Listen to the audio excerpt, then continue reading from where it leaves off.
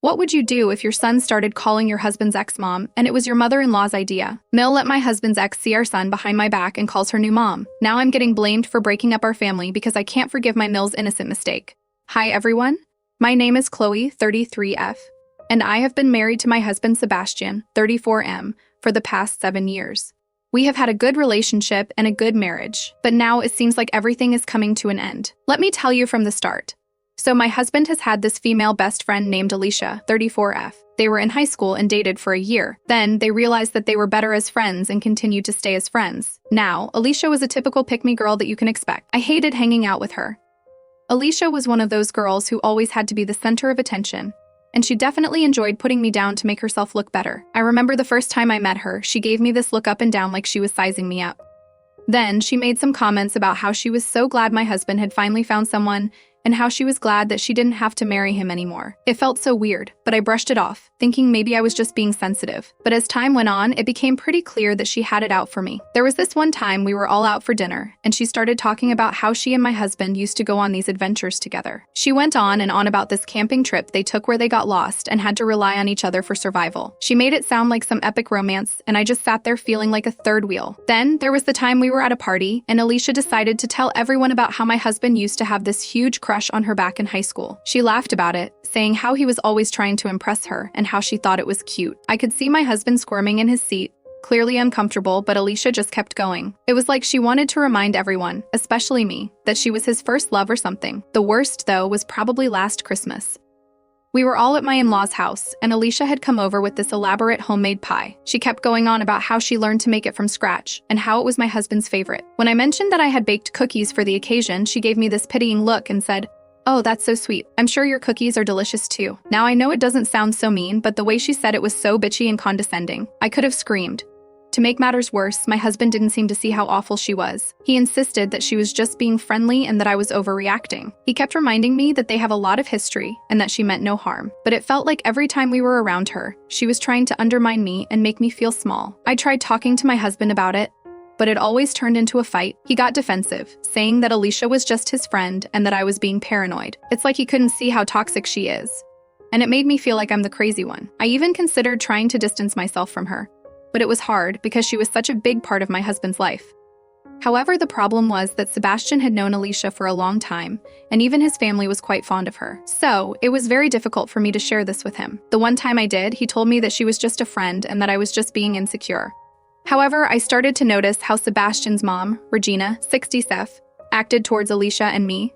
She always tried to compare us and preferred Alicia over me. I will admit that I felt pretty bad because of this. For instance, Regina would always invite Alicia to family dinners without consulting me first. She'd call Alicia practically family, which felt like a slap in the face. At one of these dinners, Regina went on and on about how Alicia had such a natural talent for cooking, while subtly implying that my cooking was just okay. She even asked Alicia for her recipe for a dish that I had made, as if Alicia's version would automatically be better. Another time, during a family gathering, Regina made a comment about how lucky Sebastian was to have two such beautiful and talented women in his life. But then she added, looking at Alicia, some people just have that natural charm and grace. It was clear who she was talking about. And it wasn't me. It felt like Regina was always finding ways to highlight Alicia's supposed superiority. Despite all of this, I loved Sebastian a lot, and I tried my best to get over it. I even tried to hang out with Alicia more and get to know more about her, thinking maybe if we became friends, it would make things easier. There was one time we went shopping together, and I tried to make an effort to bond with her, but it ended with her making passive-aggressive comments about my fashion sense. She said things like, "Oh, that's cute. It's nice that you don't feel the need to follow trends," while she picked out the latest styles for herself. I realized that I didn't need to be friends with her just because she was friends with my husband. It became clear that trying to get closer to her was just making me miserable. Every interaction with her felt like a competition, one that I hadn't signed up for and didn't want to be a part of. I decided to distance myself from Alicia and focus on my own well-being. It wasn't easy, especially because of how intertwined she was with Sebastian's life and family, but I knew I had to do what was best for my mental health. I started finding excuses to avoid gatherings where Alicia would be present and made an effort to plan activities with Sebastian that didn't involve her. A few years ago, when I was pregnant with my son Jamie, 7M, I was really looking forward to starting this new life with my new family. However, the day I went into labor, I couldn't reach Sebastian. I had to call my best friend who took me to the hospital and was in the delivery room with me. Sebastian came to the hospital 5 hours after Jamie was delivered. When I asked him where he was, he told me Alicia's marriage had just ended and he was consoling her. I was furious.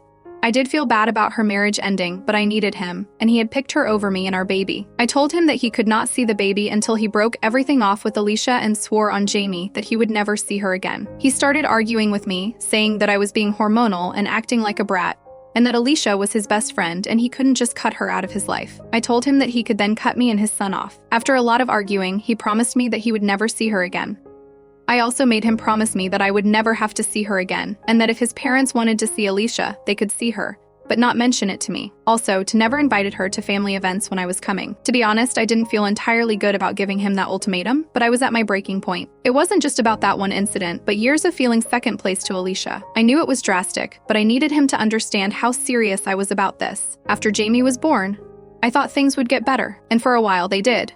Sebastian kept his promise, and Alicia was no longer a looming presence in our lives. It felt like a weight had been lifted. Regina wasn't too happy about it at first, but she eventually came around when she saw how happy Sebastian and I were. Family events became less stressful, and I started to feel more at ease. Despite this improvement, there were moments when the past would creep up. For instance, one evening, Regina made a comment about how she missed Alicia's baking during Christmas. I had to remind myself to breathe and let it go. It was clear that Alicia still had a place in their hearts, and while it stung, I understood that years of friendship and family ties don't just disappear. There was also the time when Sebastian's old friend group had a reunion. They wanted to invite Alicia, and Sebastian had to explain the situation to them. It was awkward, and I could see it pained him to exclude her, but he did it for our family. Another challenge was rebuilding trust. The incident during Jamie's birth had left a scar. There were times when I would wonder if he resented me for making him choose, and I had to work through those insecurities. Counseling helped us a lot during this period. We learned to communicate better, and Sebastian started to see things from my perspective. He realized how much his prioritizing Alicia had hurt me over the years. Everything was going well, and a few years passed after that. I honestly thought that this was all behind me, and that I didn't have to worry about this ever. Since my son has grown up now, sometimes I ask my mother-in-law, Regina, to babysit, especially during the hours I work. It's only for a few hours every day at a time, and sometimes on weekends. However, ever since she started babysitting my son, I have noticed that Jamie's attitude towards me has changed completely. He is no longer the sweet son who loved to hug me whenever he saw me. Now, he throws tantrums and seems so different. For example, Jamie used to be excited when I came home from work, running to give me a big hug. Now, he barely acknowledges me and sometimes even refuses to talk to me. He used to love our bedtime stories, but now he insists that Grandma tells better stories and doesn't want me to read to him anymore. It's heartbreaking. I've also noticed that Jamie has started saying things that sound suspiciously like Regina's opinions. He'll say things like, "Grandma says you should spend more time with me," or "Grandma makes the best food, not you." It's like he's parroting what she says, and it makes me wonder what she's telling him when I'm not around. One time, we were out shopping, and Jamie threw a massive fit because I wouldn't buy him a specific toy. He screamed, "Grandma would get it for me." It was so embarrassing and out of character for him. He never used to behave like that. When I tried to explain why he couldn't have it, he just kept saying that Regina always lets him have what he wants. Things came to a head a few weekends ago when Jamie refused to come home after spending the day with Regina. He said, "I want to stay with Grandma. She's nicer to me." I was devastated. I tried to talk to Regina about it, but she brushed it off, saying that Jamie was just being a typical kid and that I shouldn't worry. But it's hard not to. I've also noticed Jamie's behavior has changed in other subtle ways. He's become more defiant, often ignoring my requests or doing the exact opposite of what I ask. Simple things like asking him to clean up his toys or put on his shoes have become daily battles. It's like he's testing me constantly, and it's exhausting. Another thing that has really bothered me is that Jamie has started making comparisons between me and Regina. He'll say things like, "Grandma's house is more fun," or "Grandma lets me watch whatever I want." It feels like he's being pitted against me, and I don't know how to handle it. I've tried to talk to Sebastian about it, but he just thinks I'm overreacting again. I tried to spend more one-on-one time with Jamie to rebuild our bond. We went to the park, baked cookies, and even had movie nights with his favorite films. But no matter what I did, it felt like Regina's influence was overshadowing my efforts. It had gotten to the point where I dreaded leaving him with her, but I didn't have many other options for childcare at that time. I didn't think much of it and thought that this was just part of growing up. But about a week ago, he told me that he misses his new mommy. I was surprised and asked him who his new mom was, but he didn't say anything and ran back to his room. I was worried about his reaction. So I did something that I am not proud of. I read his diary.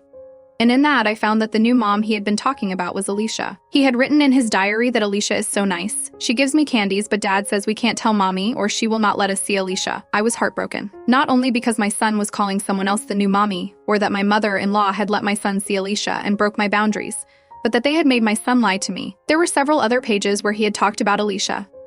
He wrote about how she took him to the park, bought him toys, and even taught him how to ride a bike. These were all things I wanted to experience with him, and it felt like they were being stolen from me. I confronted Sebastian about it that night. He was defensive at first, saying that Jamie must have misunderstood things and that he never meant to go behind my back. But the diary entries were clear, and there was no denying that he had crossed a line. He admitted that he had taken Jamie to see Alicia a few times, thinking it wouldn't hurt since Jamie seemed to like her. He didn't understand how much it hurt me to be kept in the dark and undermined. I felt betrayed, not just by Sebastian, but by Regina as well. She had clearly been facilitating these visits, knowing full well that I wouldn't approve. It was like she didn't respect my role as Jamie's mother or my right to set boundaries for our family. I called her out on it, and she just shrugged it off, saying that she was just trying to keep everyone happy. Jamie's diary entries also revealed that Regina had been telling him that Alicia was like a second mom to him. No wonder he was so confused and acting out.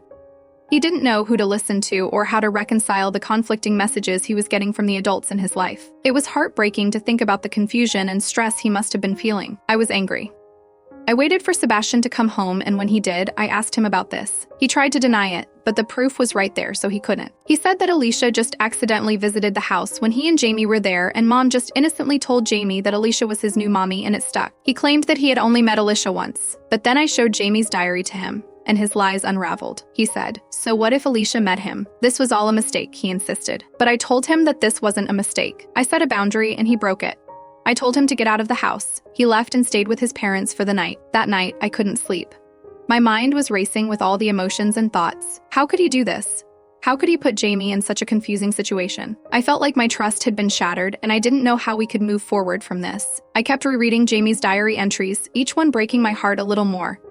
The next morning, Regina called me. She was upset that I had kicked Sebastian out and said I was overreacting. She kept defending Alicia, saying that she was just trying to be nice to Jamie and that I was making a big deal out of nothing. I told her that she had no right to go behind my back and that she had completely disregarded my feelings and boundaries. She tried to argue, but I hung up on her. I was done with her meddling. He came home the next day and tried to talk to me, but I told him that I was done with him and that I wanted to leave him. He said that he couldn't believe I would say that over such a small thing. I told him it was not a small thing. The day our son was born, he picked Alicia over me, and now he has done it again. I am not going to stand for this.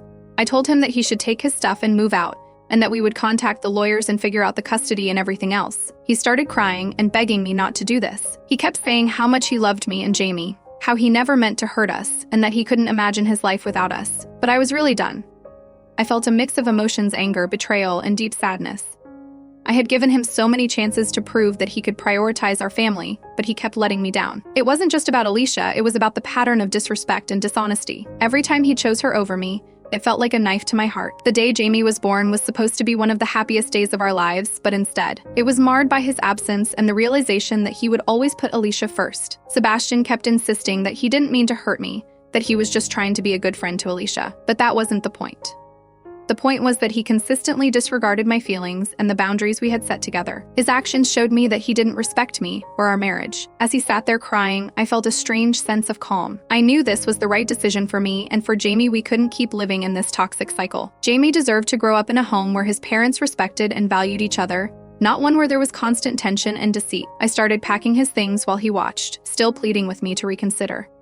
He said he would cut Alicia off completely, that he would do anything to make things right, but I couldn't believe him anymore. His promises meant nothing when his actions repeatedly betrayed me. I told him that I needed space and time to heal, and that meant he had to leave. As I packed, memories of our relationship flooded my mind: the good times, the laughter, the dreams we had shared. It was hard to let go, but I knew it was necessary. I couldn't keep sacrificing my happiness and self-respect for someone who didn't value them. Sebastian finally left, taking only a suitcase of his essentials. I told him I would arrange a time for him to come back and get the rest of his things when Jamie wasn't around. I wanted to shield our son from as much of this pain as possible. The house felt eerily quiet after he left. I sat down and took a deep breath, trying to process everything. I knew the road ahead wouldn't be easy, but I felt a sense of relief knowing I had made a decision that was best for me and Jamie. I called my best friend and told her what had happened. She was supportive, reminding me that I deserved to be with someone truly valued and respected me. A few hours later, I started getting calls from everyone. Regina also called me and told me that I was making a big mistake, but I told her that this had nothing to do with her and that she should stay out of it, and that she is to blame for this as well, and I hung up on her. As I sat there, I couldn't help but replay the events in my head. I knew deep down that I needed to stand my ground, but the doubt crept in. What if I was overreacting?